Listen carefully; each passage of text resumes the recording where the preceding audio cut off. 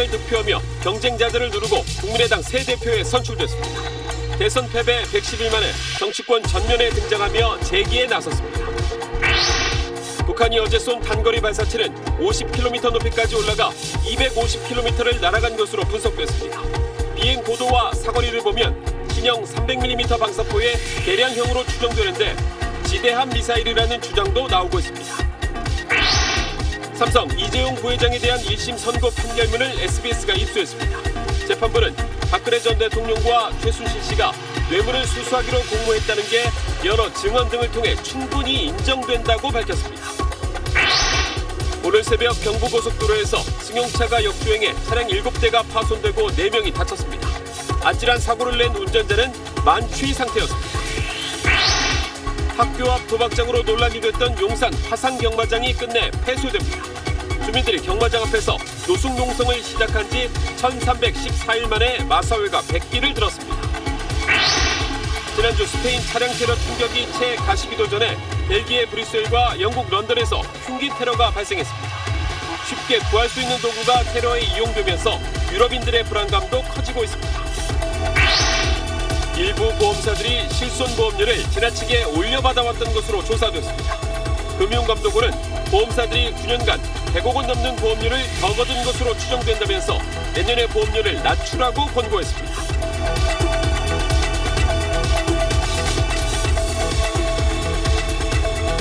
수소, 우주의 75%. 그 무한한 수소로 자동차를 달리게 하다. 현대자동차.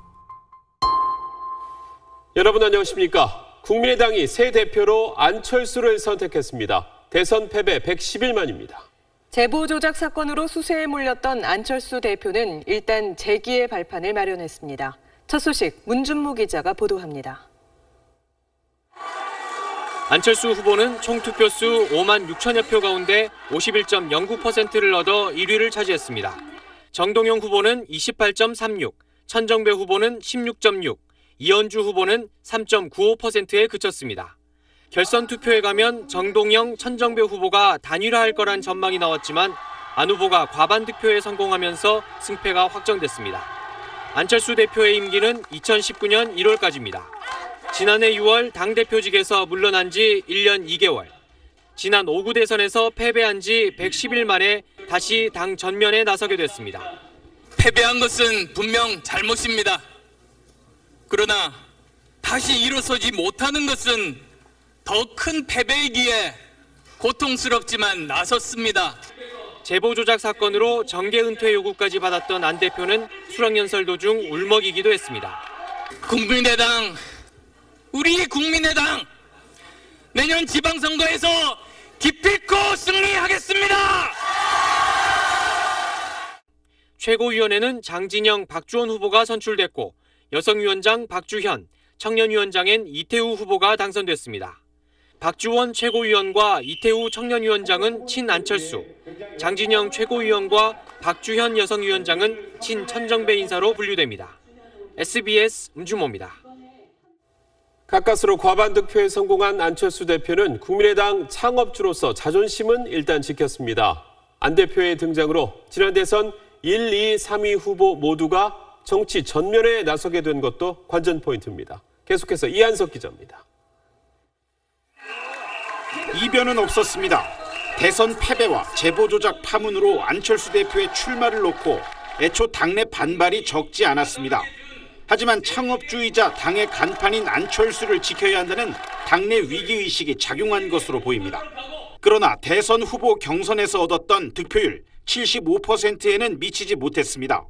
중도 노선을 표방하며 바른정당과 연대 가능성을 시사했던 안 대표의 우양우 행보에 대한 호남 민심의 견제 심리가 영향을 미친 것으로 보입니다.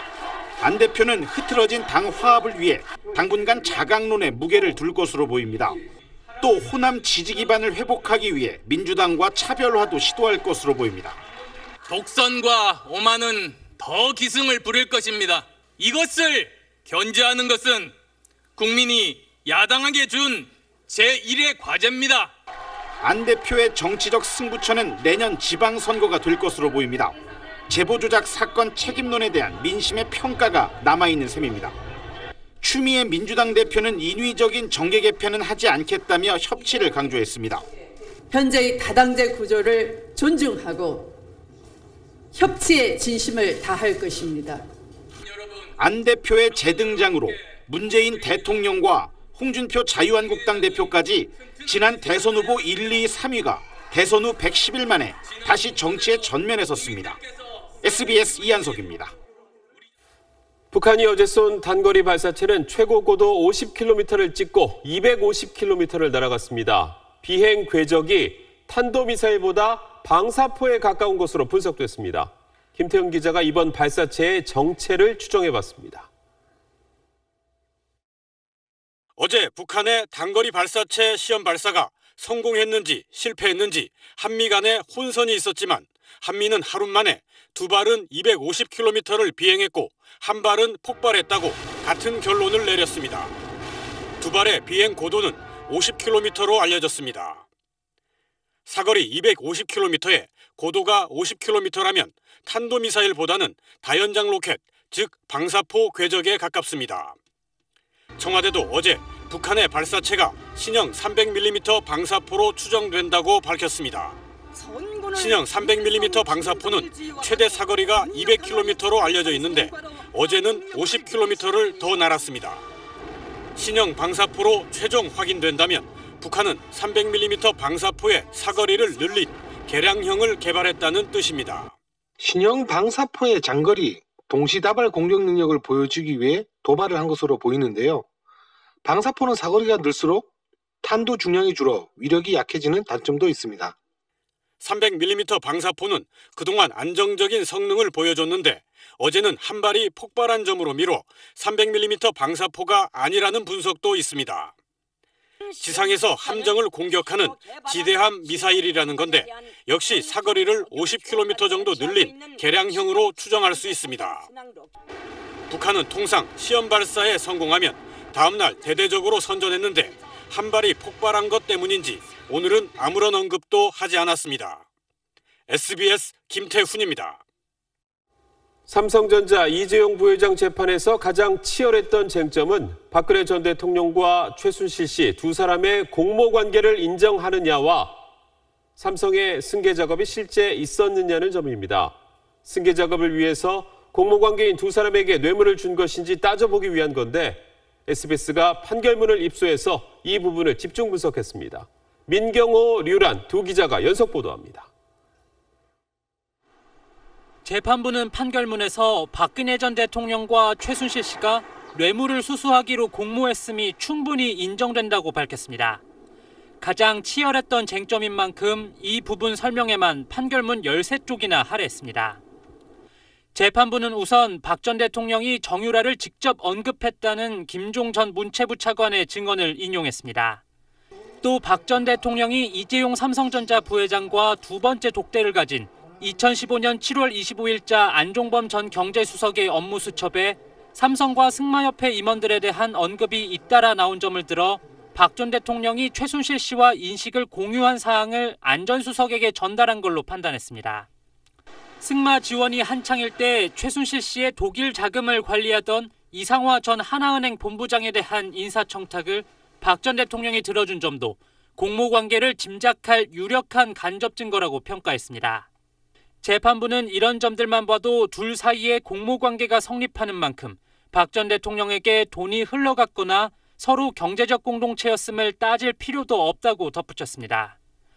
그러나 삼성 측 변호인단은 전례를 찾아볼 수 없는 판단이라고 반발해 2심에서의 치열한 공방을 예고했습니다. SBS 민경호입니다. 삼성은 일관되게 이재용 부회장에 대한 승계 작업은 없었다고 주장했지만 재판부는 뇌물의 이른바 반대급부로 승계 작업의 실체를 인정했습니다. 판결문에서 재판부는 삼성의 지배구조 개편 작업이 이 부회장의 그룹 내 지배력 확보를 위해 추진됐고 승계 작업의 성격을 갖는다는 특검 주장에 손을 들어줬습니다. 삼성물산 합병과 삼성생명의 금융지주회사 전환 시도 등을 이 부회장의 삼성전자와 삼성생명에 대한 지배력 강화 차원으로 본 겁니다. 특히 문제가 된 삼성물산 합병의 경우 1996년 에버랜드 전환 사채 인수부터 2014년 제일모직 주식의 액면 분할과 유가증권 상장에 이어지는 작업의 일환으로 볼 여지가 있다며 이 부회장의 삼성전자에 대한 의결권 확보가 목적이었음이 충분히 인정된다고 판단했습니다. 이 부회장이 최대 주주인 제일모직의 경우 삼성물산과 합병이 필수적이라는 표현까지 썼습니다. 총수의 경영 지배권 행사를 지원해온 미래전략실 소속 임직원들이 이 부회장을 이건희 회장의 후계자로 인정하고 현안을 적극 챙긴 것도 근거가 됐습니다. 재판부는 또 당시 정부와 청와대에서 작성한 보고서에 삼성 지배구조 개편 내용이 언급된 점을 들어 박 전 대통령 역시 이런 상황을 파악한 것으로 보인다고 밝혔습니다. SBS 유란입니다. 네, 다음 소식입니다. 오늘 새벽 경부고속도로에서 만취한 운전자가 역주행하는 사고를 냈습니다. 그런데 충돌한 뒤에도 계속 거꾸로 질주해 모두 6대가 새벽에 날벼락을 맞았습니다. 안상우 기자의 보도입니다. 차량 한 대가 맞은편에서 쏜살같이 달려오더니 택시를 그대로 들이받습니다. 사고 충격으로 피해 차량은 한 바퀴 돌며 튕겨져 나갑니다. 오늘 새벽 3시쯤 경부고속도로 부산 방향 판교나들목 부근에서 역주행하던 33살 최모 씨의 승용차가 택시를 들이받는 사고를 냈습니다. 최 씨는 택시를 들이받고도 역주행을 멈추지 않았습니다. 역주행하던 승용차는 사고를 내고 600m를 더 달려 중앙분리대와 충돌한 뒤에 멈춰섰습니다. 이 과정에서 최 씨의 차를 피하려다 사고를 내는 등 차량 석 대가 피해를 입었습니다. 또 멈춰선 최 씨 차량에 다른 차량 2대가 추가로 연쇄사고를 당하는 등 모두 6대의 차량이 피해를 봤습니다. 최 씨와 함께 타고 있는 30대가 크게 다쳤고 최 씨 등 운전자 3명은 경상을 입었습니다. 사고 당시 최 씨의 혈중 알코올 농도는 면허 취소 수준의 배가 넘는 0.202%로 확인됐습니다. 가능성이 있는 것은 정상적으로 부산 방향으로 가다가 거꾸로 다시 돌려서 올라온 것밖에 없어요. 경찰은 최 씨가 술을 마신 뒤 언제 어디에서부터 운전대를 잡았는지 기억을 못하고 있다고 설명했습니다. SBS 안상우입니다. 어제 오후 평택 국제대교의 상판 4개가 붕괴되는 사고가 발생했습니다. 추가로 붕괴될 위험이 있어서 대교 아래 도로가 전면 통제됐습니다. 휴일 사건 사고 소식 김관진 기자입니다. 국도 43호선 일부 구간이 전면 통제되고 있습니다. 통제된 구간은 경기도 평택의 국제대교 아래 5선 교차로에서 신남 교차로까지 모두 14km 구간입니다. 어제 오후 평택호를 가로지르는 국제대교 공사 현장에서 상판 4개가 붕괴됐기 때문입니다. 높이 20여 미터의 다리에서 상판이 완전히 주저앉았지만 다행히 인명피해는 없었습니다. 경찰은 혹시 모를 2차 붕괴 사고에 대비해 다리 및 도로를 통제하고 있습니다. 추가 붕괴 위험이 있는 나머지 상판을 지탱하기 위한 임시교각 설치가 진행되고 있어 차량 통제는 다음 달 초까지 이어질 전망입니다. 길 가는 여성 뒤를 한 남성이 바짝 따라붙습니다. 골목길로 접어들 때쯤 여성의 손가방으로 손을 뻗습니다. 술 취해 앉아있는 남성 옆을 다른 남성이 서성입니다. 이 남성은 술 취한 남성의 지인인 것처럼 부축까지 해줍니다. 소매치기에 부축하는 척하다 물건을 훔쳐가는 부축베이까지 이렇게 스마트폰을 훔치거나 훔친 스마트폰을 사들여 해외로 몰래 빼돌린 일당이 경찰에 무더기로 붙잡혔습니다. 이들 일당 100여 명은 스마트폰 500여 대, 시가로 5억 원어치를 중국에 팔아넘긴 혐의를 받고 있습니다. SBS 김관진입니다. 학교 앞 경마장으로 주민들의 반발이 컸던 용산 화상 경마장이 결국 폐쇄됩니다. 주민들이 노숙 농성을 시작한 지 1314일 만입니다. 노유진 기자입니다. 한국마사회와 용산 화상경마장 추방대책위가 협약을 체결합니다. 용산 화상경마장을 올해 말까지 폐쇄하고 건물을 매각한다는 내용입니다. 지난 2013년 성심여자 중고등학교에서 약 215m 떨어진 곳에 화상경마장이 들어선다는 사실이 알려지면서부터 주민 반발이 시작됐습니다. 아이들이 오가는 길목에서 영화 중학생이 뿜어내는 죽음의 기운이 덮이지 않기를 바라는 마음으로 교사, 학부모, 주민이 싸움을 시작하였습니다. 반대 집회와 노숙 농성이 이어지자 국민권익위원회가 2014년 화상경마장 이전 혹은 철회를 권고했고 서울시의회와 용산구의회도 반대 결의안을 통과시켰습니다.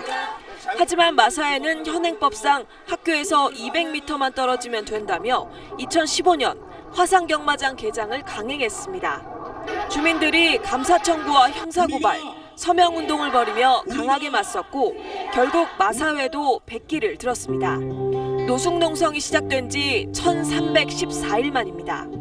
저희들이 앞으로 장애 발배소를 좀 더 혁신을 해서 이런 문제가 재발되지 않도록 주민들은 이번 용산 화상경마장 폐쇄를 계기로 화상 경륜과 경정을 포함한 전국 70여 개 화상 도박장에 대한 개혁과 개선이 필요하다고 촉구했습니다.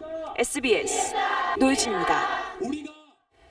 교도소에 음란 동영상이 반입돼 성범죄자들까지 돌려보는 실태, 지난주 보도해드렸죠. 수감자가 이런 실태를 고발하려고 청와대에 보낸 편지를 교도관이 가로채서 대신 가짜 편지를 발송한 사실이 드러났습니다.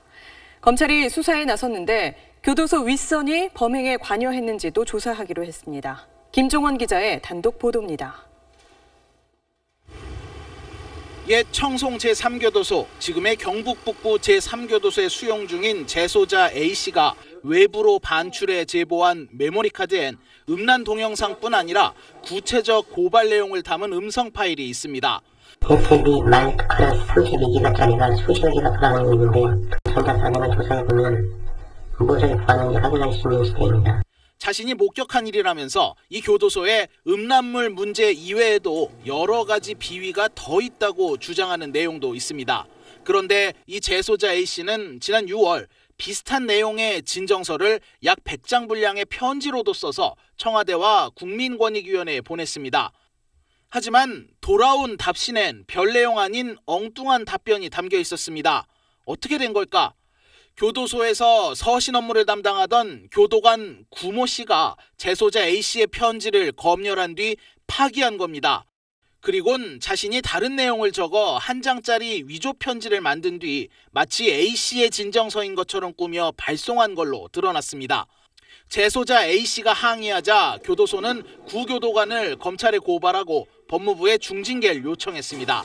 교도소 측은 편지 내용을 확인한 구교도관이 진정서가 청와대에 전달될 경우 자신의 업무가 가중될 걸 걱정해 혼자서 벌인 일이라고 해명했습니다.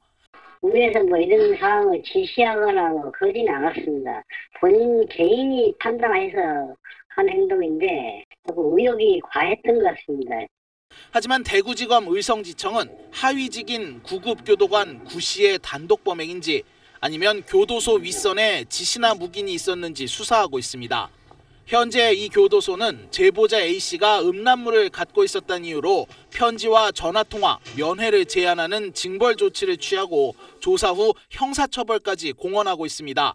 음란물을 막지 못한 교도소가 제보자 한 명만의 문제로 진상을 축소하려는 건 아닌지 법무부 감사에서 규명돼야 할 걸로 보입니다. SBS 김종훈입니다. 고어텍스 원단으로 된 아웃도어 의류 꽤 비싸죠. 그런데 이 원단 제조업체가 고어텍스 제품을 대형마트에선 못 팔게 한 것으로 조사됐습니다. 가격 경쟁으로 제품 가격이 떨어질까 봐 그랬다는 건데 공정위가 36억대 과징금을 부과했습니다. 곽상훈 기자입니다.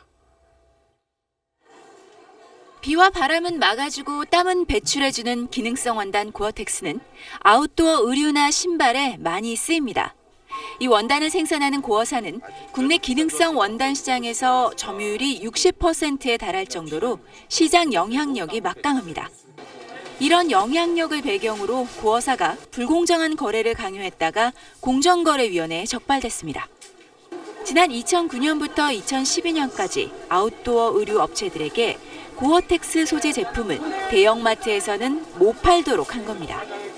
고어사는 대형마트 매장을 불시에 점검해 판매가 적발되면 원단 공급 계약을 해지하기도 했다고 공정위는 설명했습니다. 거래 상대방 사업활동을 부당하게 구속하는 조건으로 거래하는 행위에 해당됩니다. 중대한 위반 행위로 그렇게 보았습니다. 공정위는 고어사가 대형마트 유통을 제한한 결과 시장 가격이 높게 유지되고 업체 간 경쟁도 제한을 받게 됐다며 과징금 36억 7,300만 원을 부과했습니다. 할인율을 의류업체가 정해야 되는 거죠. 원단업체가 할인율을 정하는 게 세상에 어디 있어요. 공정위는 다만 문제가 된 고어사의 마트 판매 방해 행위는 공정위 조사가 시작된 뒤 중단됐다고 설명했습니다. SBS 곽상은입니다. 모레 29일은 1910년 일본의 나라 빼앗긴 경술국치일입니다. 일본 우익들이 이란을 기념해서 탑을 세웠다가 1975년 철거했는데 탑 안에 있던 비석은 빼돌려서 신사에 보관해왔습니다. 그 비석엔 친일파들의 부끄러운 기록까지 새겨져 있었습니다. 도쿄 최호원 특파원입니다. 1910년 경술국치 이후 20여 년이 지난 1934년 도쿄 메이지 신궁 앞에 한일 합방 기념탑이 세워졌습니다. 탑 모양은 경주 다보탑을 그대로 본떴습니다. 일본 구구단체 고쿠ryukai-가 건립을 주도했습니다. 중일 전쟁을 앞두고 조선에서 전쟁 물자와 병력을 끌어가기 위해 일제 동화 정책의 하나로 세운 겁니다. 그런데 탑 건립에는 일본인만 나선 것이 아닙니다. 제막식에선 친일 조선 인사들이 강제 합방을 찬미한다고 축사를 했고 조선 유생 수십 명은 강제 합방 찬성 명단에 이름을 올렸습니다. 탑은 일본이 패망한 뒤에도 무려 30년간 남아있다 1975년에야 철거됐습니다. 하지만 일본 우익들은 옛 영광을 보존하려는 듯 탑 안에 비석을 빼돌려 도쿄 외곽 한 신사에 옮겨놨습니다. 비석에는 기념탑 건립을 지원한 친일파의 낯뜨거운 행적들이 빼곡히 적혀 있습니다. 친일단체 일진회 회장 이용구가 회원 100만 명을 거느리고 만주로 이주해 만주 합방까지 돕겠다는 글이 적혀 있습니다. 아직도 침략의 역사를 추억하고 미화하는 일본 우익들, 그리고 이들을 도운 친일파들의 부끄러운 흔적이 도쿄에 그대로 남아 있습니다. 도쿄에서 SBS 최호원입니다. 13호 태풍 하토가 핥히고 간 중국 남부지방에 14호 태풍 파카가 연이어 상륙했습니다. 피해가 심한 홍콩과 마카오는 엎친 데 덮친 격이 됐습니다. 베이징 정성엽 특파원입니다. 강력한 비바람에 가로수가 눕다시피 하고 해변 산책로가 완전히 망가졌습니다. 도로를 걸어가는 사람들은 몸을 가누지 못할 지경이고 아예 나무를 꼭 껴안은 채 비바람을 버텨보려는 사람들도 있습니다. 바닷가 주변 집들은 집 안까지 물이 가득 찼고 도심 도로는 차도인지 하천인지 구분하기 어려울 정도입니다. 굵은 가로수조차 뿌리까지 뽑혀버렸고 도로엔 완전히 뒤집혀진 차량이 그대로 방치돼 있습니다. 홍콩과 마카오는 13호 태풍 하토에 이어 14호 태풍 파카까지 덮쳐 도시 기능이 마비됐습니다. 도로엔 행인을 찾아보기 힘들 정도이고 모든 항공편은 취소됐습니다. 14호 태풍 파카는 10등급인 하토에 비해 낮은 등급이었지만 더 많은 폭우를 쏟아부으며 홍콩과 마카오는 물론 광둥성 일대를 물바다로 만들었습니다. 아직까지 인명피해는 보고되지 않고 있습니다. 중국 기상당국은 태풍 파카가 오늘 중으로 광둥성을 벗어나며 세력이 약해질 것이라고 예보했지만 연이은 태풍이 만들어낸 피해를 복구하는 데는 상당 시간이 걸릴 것으로 전망됩니다. 베이징에서 SBS 정성엽입니다. 이번엔 벨기에 브뤼셀과 영국 런던에서 흉기 테러가 발생했습니다. 연이은 테러에 낯설지 않은 공포가 유럽을 휩싸고 있습니다. 이 소식은 배재학 특파원입니다. 무장한 군인과 경찰들이 쓰러진 남성을 둘러싸고 삼엄한 경계를 펼치고 있습니다. 이 남성은 벨기에 브뤼셀 시내 중심가에서 군인들을 급습해 흉기를 휘둘러 한 명을 다치게 한 뒤 사살됐습니다. 이 테러범은 범행 당시 알라 씨는 위대하다라고 외친 것으로 전해졌습니다. Les premiers éléments que nous avons, évidemment nous devons attendre les différents devoirs d'enquête que effectuera le parquet avec la police. On parle bien pour l'instant d'un acte isolé. 몇 시간 뒤 영국 여왕의 거주지인 런던 버킹엄 궁 앞에서 한 남성이 경찰 3명을 공격하다 체포됐습니다. 범인은 1m가 넘는 흉기를 휘둘렀고 체포하는 과정에서 경찰 3명이 다쳤습니다. 이 남성 역시 신은 위대하다를 여러 번 외쳤습니다. IS는 브뤼셀 흉기 테러는 자신들의 소행이라고 밝혔습니다. 그동안 테러가 거의 없었던 스페인과 핀란드에 이어 쉴 새 없이 흉기 테러가 잇따르면서 시민들의 공포는 갈수록 커지고 있습니다. 특히 차량이나 흉기처럼 쉽게 구할 수 있고 사전에 범행 여부를 알아채기 어려운 도구들이 이용되면서 당국의 테러 대처를 더욱 어렵게 하고 있습니다. 파리에서 SBS 배재학입니다. 반려동물 전용 택시인 펫택시가 생겨서 이용객도 늘고 있습니다. 동물 태워주는 요금만 받는데 문제는 사람도 함께 탄다는 거죠. 택시업계는 불법 택시 영업이나 마찬가지라며 규제가 필요하다고 주장했습니다. 임태호 기자가 취재했습니다. 성인 몸집만한 반려견을 데리고 택시를 타기는 쉽지 않습니다.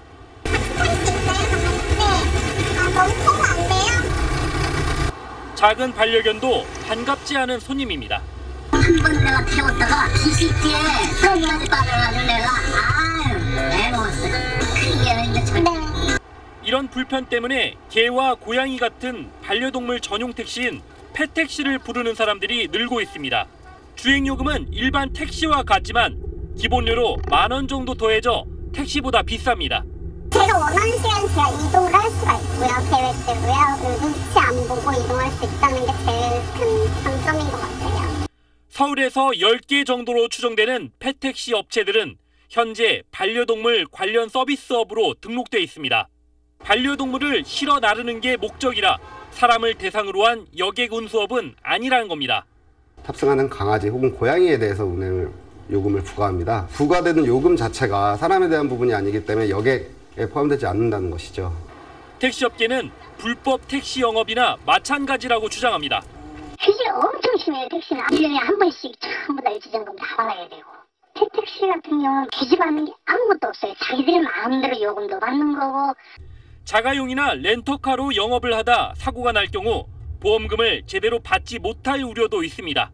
서울시와 국토교통부 등은 내년부터 시행되는 동물 운송업에 펫택시를 추가하고 안전관리를 구체화하는 방안을 검토하고 있습니다. SBS 임태훈입니다. 금융감독원이 실손 의료보험의 보험료 인상을 집중적으로 조사한 결과 지난 9년 동안 100억 원이 넘는 보험료가 과도하게 책정된 것으로 드러났습니다. 최우철 기자가 보도합니다. 자잘한 병치레가 잦은 노인들에게 병원비는 적지 않은 부담입니다. 실손보험은 잘 들었어요. 만만치가 않죠. 그냥 뭐 의료보험 내고 또 실손보험 들고 그러니까 이중으로 보면 나가는 거예요. 보험사들은 이런 수요를 노리고 지난 2014년 노후 실손 의료보험을 내놓은 데 이어 보험료도 매년 3에서 11% 가까이 올렸습니다. 금융감독원이 보험료 인상이 적절한지 살펴봤습니다. 그 결과 노후 실손보험의 경우 손해율이 70% 수준에 불과해 일반 실손보험 손해율보다 크게 낮은데도 보험료 인상이 이뤄진 걸로 드러났습니다. 일부 다른 실손보험에서도 보험료 책정이 지나치게 높게 이뤄진 것도 적발됐습니다. 이런 방식으로 보험사들이 최근 9년간 더 거둔 보험료는 약 40만 건에 100억 원이 넘는 걸로 추정됩니다. 금감원은 이런 분석에 따라 관련 실손보험의 보험료를 내년에 낮추라고 공고했습니다. 하지만 금융당국의 이 같은 감독 강화가 실손보험 전반에 보험료 인하로 이어지는 건 아닙니다. 전체 실손보험금 지급액이 보험료 수입보다 30% 넘게 많아 보험료를 낮추기 힘들기 때문입니다. 정부 계획대로 건강보험의 보장이 확대되면 실손보험료가 인하될 수 있는데 관련 제도가 실시되는 1, 2년 뒤에야 가능할 전망입니다. SBS 최우철입니다. 저출산의 한 원인으로 엄마만 아이를 돌보는 이른바 독박 육아가 꼽힙니다. 하지만 육아는 엄마, 아빠 모두의 책임이죠. 저출산의 대안을 찾는 연중기획 아이 낳고 싶은 대한민국에서 이종훈 기자가 보도합니다. 제법 능숙하게 아이들과 놀다가도 다급해지면 엄마부터 찾게 됩니다. 아직은 육아 초보 아빠입니다. 첫째 때는 육아와 거리가 멀었고 둘째부터 나름 노력하고 있습니다. 애기 낳으면 뭐 이거 어렵겠어라는 생각이 있어갖고 에이 괜찮을 거야 라고 시작했는데 막상 닥치니까 어렵더라고요. 기저귀 하나 가는 것도 어렵고. 남편은 애를 쓰는데 맞벌이하는 아내는 성에 안 차는 모양입니다. 방관자라는 표현이 딱 맞는 것 같아요. 큰 울타리 안에 가족들을 이렇게 놓고 나는 아빠니까 나는 너희들을 돌봐야지 여기까지. 육아 노하우를 공유하는 그래서 육아에 적극적인 아빠 모임 회원들에게 솔직한 경험담을 들어봤습니다. 이들은 육아라면 왜 엄마가 먼저 희생해야 하는지 원인부터 꼬집습니다. 급여 자체가 다르게 돼 있잖아요. 그것도 잘못된 부분인데 그런 게 사실 집안이 경제적으로 휘청거리기도 하고. 어렵게 육아휴직을 선택했지만 여전히 현실은 변하지 않는 것 같습니다. 국내 후배들한테 내가 길 터줬으니까 낼 사람 내 선배님도 내십시오. 저 일어나 뵙겠습니다 하고 왔는데 아직까지 내신 분 없어요. 육아휴직을 통해 깨달은 건 엄마라는 이름의 무게입니다. 우울증 같은 느낌이 왜 아내가 휴직 1년 반 동안 했을 때 왜 이렇게 나한테 가끔 짜증도 내고 했었나 너무 느끼고 있어갖고. 그럼에도 육아는 행복한 과정이며 상대방에 대한 배려가 중요하다고 입을 모읍니다. 부부 사이가 가장 중요해요. 육아의 가장 첫걸음 부부 사이인 것 같아요. 아이를 생각하기 전에 아내의 생각이 먼저인 것 같아요. 독방 육아가 사라지려면 남편이 아내를 돕는다는 선의가 아니고 부모의 공동 책임이라는 인식 전환이 시급하다고 말합니다. SBS 이종훈입니다. 40도가 넘는 무더위가 계속되는 이집트에선 요즘 이슬람 여성이 입는 전신 수영복 부르키니를 둘러싼 논란이 뜨겁습니다. 무슨 일인지 카이로 이대욱 특파원이 취재했습니다. 이집트 홍해 지역의 한 해변. 부르키니를 입은 이슬람 여성들이 해수욕을 즐기고 있습니다. 부르키니는 이슬람 여성의 전통 복장 부르카와 비키니의 합성어입니다.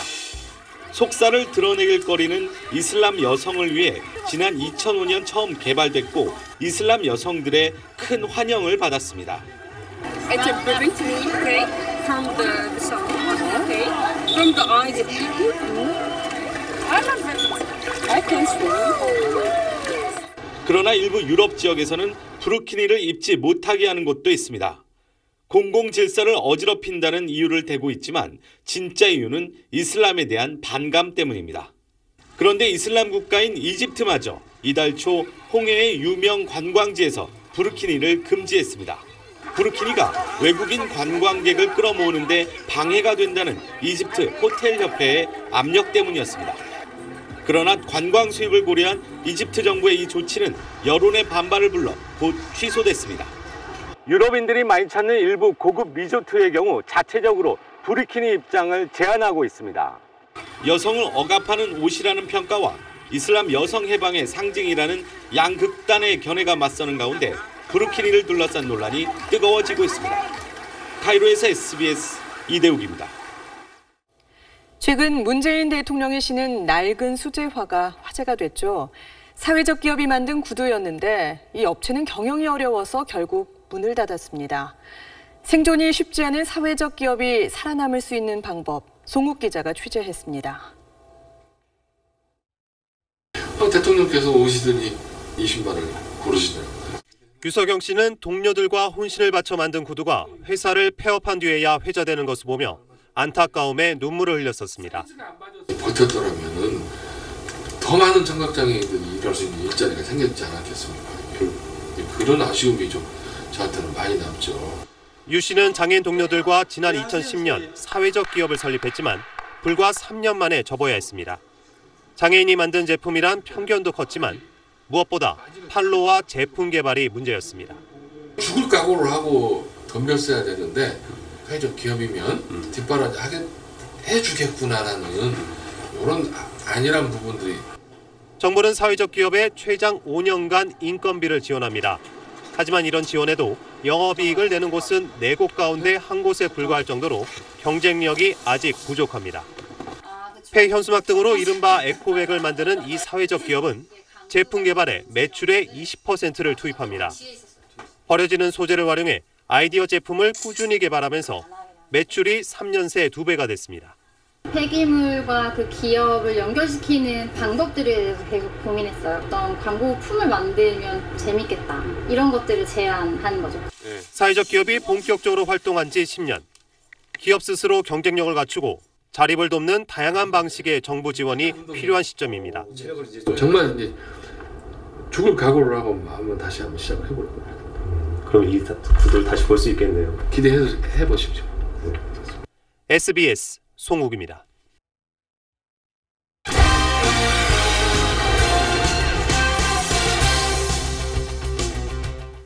올 시즌 국내 여자 골프 강자로 떠오른 이정은 선수가 연장 끝에 3승째를 기록하면서 다승과 상금 부분 선두로 올라섰습니다. 이 소식은 서대원 기자입니다.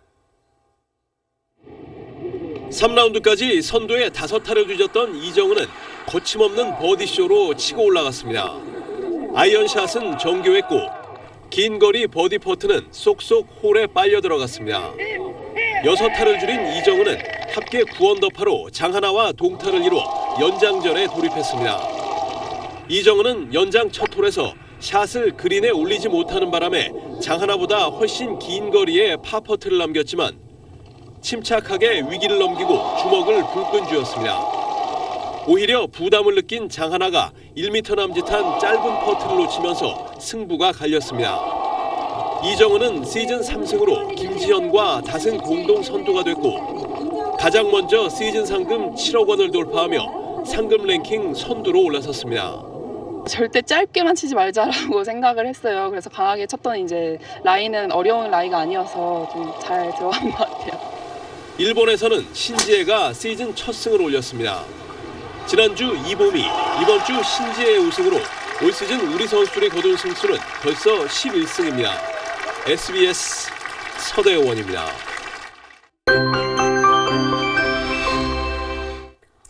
남부지방은 종일 맑았던 반면 중부지방은 흐린 하늘과 함께했습니다. 현재 중북부 지방에는 빗방울도 떨어지고 있는데요. 오늘 밤까지는 산발적으로 이어지겠습니다. 내일은 전국에 또 비가 내립니다. 내일 낮에 수도권과 강원도부터 비가 시작돼 밤에는 전국 대부분 지방으로 확대되겠습니다.